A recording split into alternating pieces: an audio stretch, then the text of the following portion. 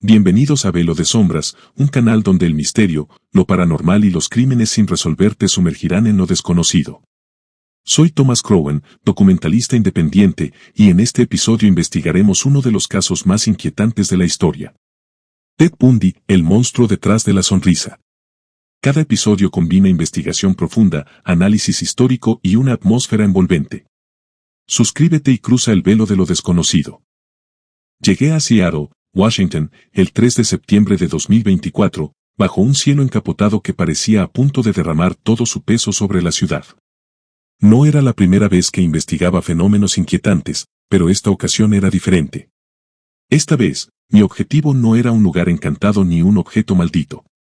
Esta vez, el misterio tenía nombre y rostro, Ted Bundy. Y cuanto más me acercaba al núcleo de su historia, más sentía que algo invisible me observaba, como si las sombras mismas se resistieran a que destapara verdades olvidadas. Ted Bundy, el nombre evocaba imágenes de horror y fascinación, de juventud arruinada y sonrisas traicioneras. Un depredador que acechaba a plena luz del día, caminando entre nosotros con un disfraz de normalidad. Pero, ¿qué era exactamente Ted Bundy? ¿Un monstruo humano? ¿O algo más profundo, más inhumano, que lo impulsaba desde dentro? Acompáñame en esta investigación y déjame saber en los comentarios, ¿crees que Bundy fue solo un hombre perdido en la maldad, o crees que había algo más oscuro guiando sus actos? Mi primera parada fue la Universidad de Washington, donde Bundy estudió psicología en los años 60 y principios de los 70. El campus, un conjunto de edificios góticos rodeados de enormes árboles centenarios, parecía casi congelado en el tiempo. Las hojas crujían bajo mis botas mientras caminaba por Memorial Way, un sendero silencioso donde, según reportes, Bundy solía observar a sus víctimas, eligiéndolas con una calma aterradora. Sentía en el aire un olor a tierra mojada, mezclado con el aroma a libros viejos provenientes de la biblioteca Susayo, donde Bundy pasaba largas horas supuestamente estudiando. Cada rincón parecía susurrar fragmentos de historias que preferirían no ser recordadas.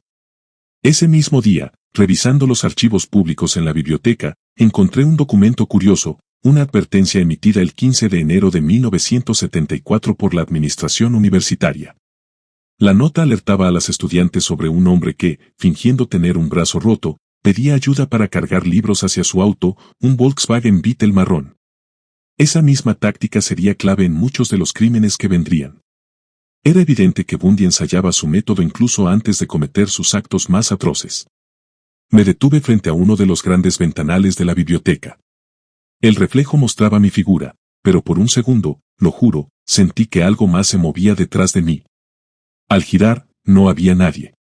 Solo la eterna respiración del edificio y el eco de pasos lejanos. ¿Sugestión? Tal vez. Pero algo me decía que estaba rascando una superficie más peligrosa de lo que creía. El 5 de septiembre, siguiendo la cronología de su vida, me dirigí a la casa donde Bundy vivió con su madre, Louise Bundy, en el vecindario de Tacoma. La residencia, de fachada humilde y pintura desgastada, parecía completamente ajena al horror que incubó entre sus paredes.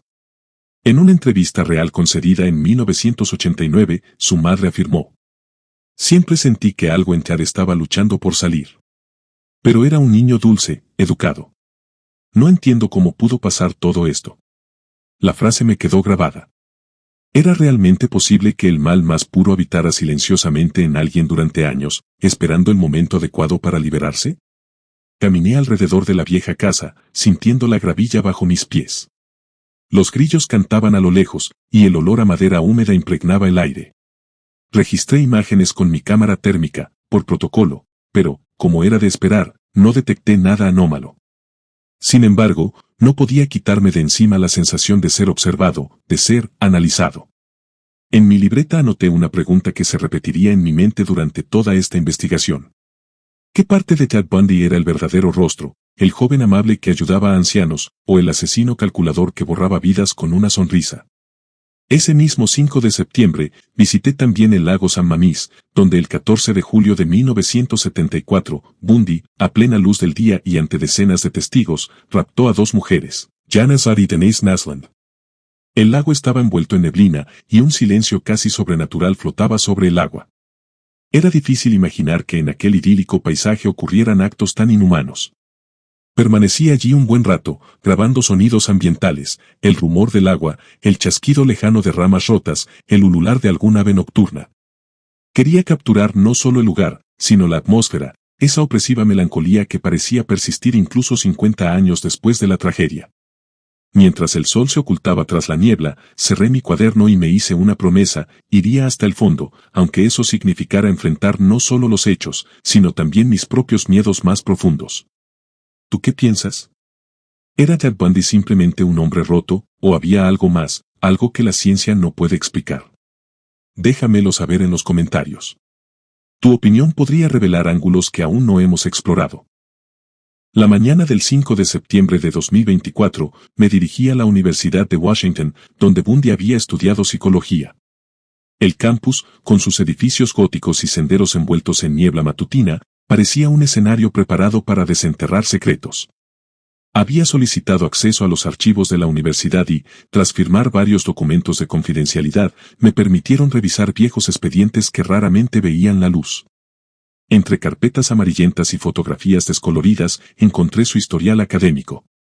Ted Bundy era un estudiante aplicado, inteligente, pero algunos profesores anotaron algo peculiar, una frialdad emocional casi perturbadora.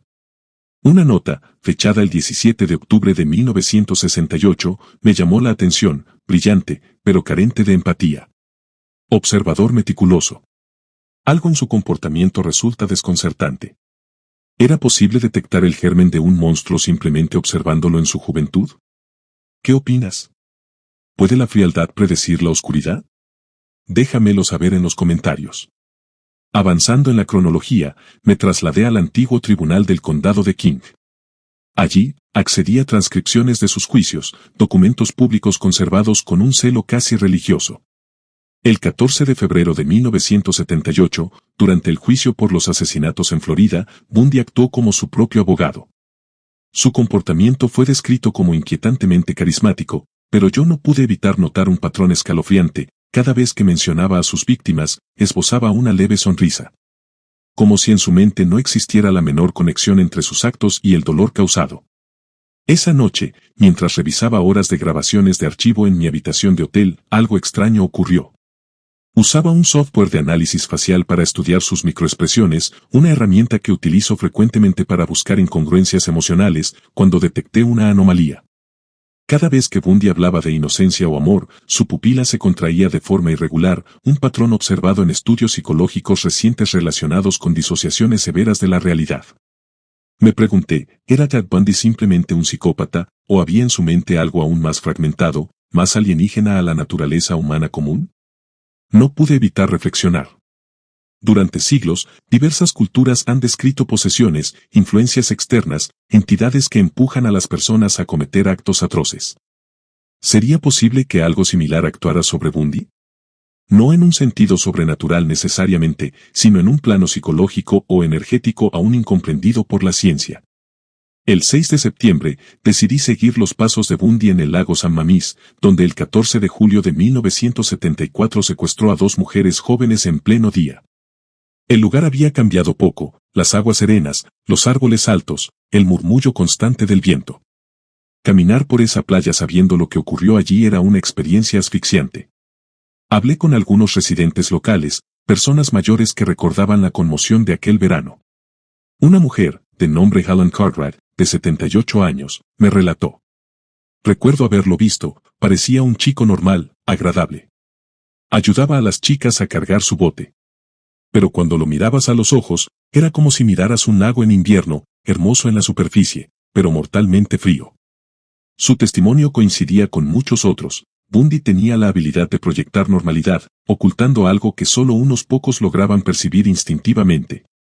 Al anochecer, coloqué una cámara térmica cerca de los antiguos muelles, buscando registrar cualquier anomalía para mi archivo. Una anomalía energética puede a veces indicar presencias residuales, patrones que algunos investigadores paranormales consideran evidencia de eventos traumáticos intensos.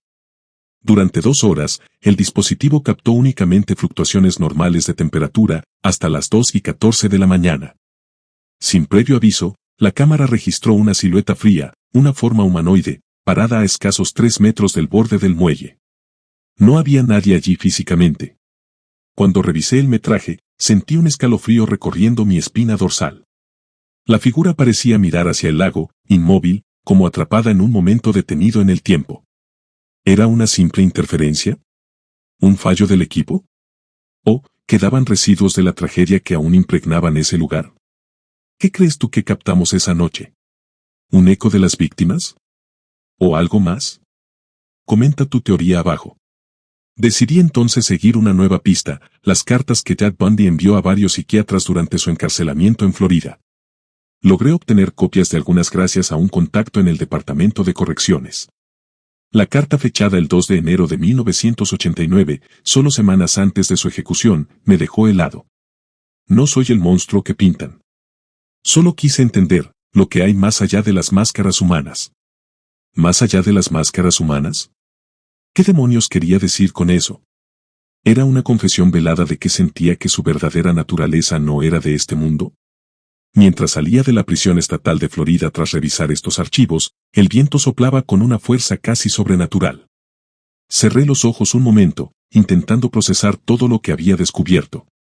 Sentí, no por la primera vez, que en esta investigación no solo estaba siguiendo el rastro de un asesino, sino tal vez caminando muy cerca del borde de algo que los humanos no estamos destinados a comprender.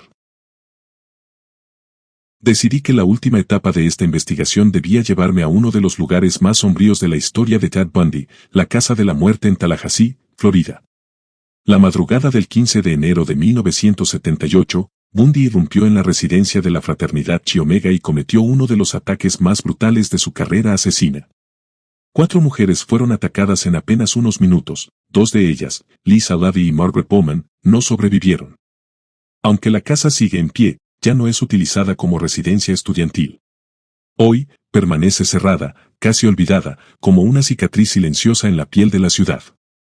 El 8 de septiembre de 2024, conseguí permiso especial para ingresar durante una noche, acompañado únicamente de mi equipo de grabación, una cámara térmica y un detector de campos electromagnéticos. No puedo negar que, al cruzar la desvencijada puerta principal, un escalofrío inmediato me recorrió el cuerpo. El aire era denso, casi irrespirable, impregnado de un silencio antinatural. Instalé el equipo en la antigua sala de estar y me dispuse a recorrer los pasillos. Cada paso hacía crujir la madera podrida bajo mis pies. Cada sombra parecía moverse sutilmente en el rabillo de mi ojo. Grabadora en mano, formulé preguntas al vacío. ¿Hay alguien aquí que quiera comunicarse? Silencio. ¿Qué ocurrió aquí aquella noche? Más silencio. Hasta que, de pronto, la aguja del detector electromagnético se disparó violentamente. Me quedé inmóvil, apenas respirando. En ese instante, la cámara térmica captó un descenso brusco de temperatura en el corredor. De forma casi imperceptible, un murmullo susurrante llenó el ambiente. No provenía de ninguna fuente identificable. Me obligué a mantener la calma, aunque mi corazón latía como un tambor en mi pecho. Avancé hacia una de las habitaciones, la que había pertenecido a Lisa Lavie. Dentro, el aire era aún más helado. El olor era distinto, agrio, como a metal oxidado. Sobre la vieja cama, aún intacta después de décadas, había un espejo ovalado colgado en la pared. Y fue entonces cuando lo vi. En el reflejo, de pie detrás de mí, se delineaba una silueta oscura, inmóvil. La figura no tenía rasgos discernibles, pero su mera presencia exudaba una intención maligna, opresiva. Giré sobre mis talones, la linterna temblando en mi mano, pero no había nadie allí. Solo el eco de mi propia respiración agitada. Me volví nuevamente hacia el espejo, la figura seguía allí, observándome. ¿Era mi mente jugándome una mala pasada? ¿O algo de aquella tragedia había impregnado los muros, los objetos, atrapado en un bucle perpetuo? Grabé cada momento, consciente de que aquello era una evidencia valiosa, pero también sintiéndome vulnerable, como si algo invisible me hubiera elegido como siguiente objetivo. Retrocedí lentamente hasta salir de la habitación. Al llegar de nuevo a la sala de estar, encontré la grabadora que había dejado corriendo captando un audio que, hasta el día de hoy, me resulta difícil escuchar. Un susurro, claro como el agua. No era yo, era él, era él. ¿Quién era él? ¿Bundy? ¿O algo aún más oscuro, un ente que lo había poseído, alimentando su sed de violencia? ¿Tú qué piensas? ¿Crees que Bundy era simplemente un monstruo humano, ¿O fue vehículo de algo mucho más antiguo y aterrador? Déjame tu opinión en los comentarios. La madrugada transcurrió sin más incidentes, pero al salir del lugar, la sensación de ser observado no me abandonó durante días. En los días siguientes, revisando todo el material, descubrí algo aún más inquietante. Comparé las frecuencias de audio captadas en la casa con registros de baja frecuencia captados en otros lugares de tragedias masivas y, sorprendentemente, detecté un patrón, un zumbido casi imperceptible, constante, que parecía estar presente siempre donde la violencia extrema había dejado su huella. ¿Era una simple anomalía sonora? ¿O un eco real de sufrimiento grabado en el tejido mismo de la realidad? Quizá algunas atrocidades no solo destruyen vidas, sino que desgarran la tela de lo conocido, abriendo pequeñas fisuras por donde cosas invisibles pueden filtrarse. Así concluí mi investigación sobre Ted Bundy. No encontré monstruos bajo la cama, ni fantasmas flotando en los pasillos. Pero lo que sí descubrí fue algo aún más aterrador, la certeza de que, bajo las máscaras más amables y perfectas, puede esconderse un abismo insondable. Un vacío que no siempre pertenece solo a nuestra humanidad. Bundy fue ejecutado en la silla eléctrica el 24 de enero de 1989 a las 7:16 de la mañana. Algunos dicen que en su rostro, momentos antes de morir, apareció una expresión de pánico, como si hubiera visto algo al otro lado, algo esperándolo.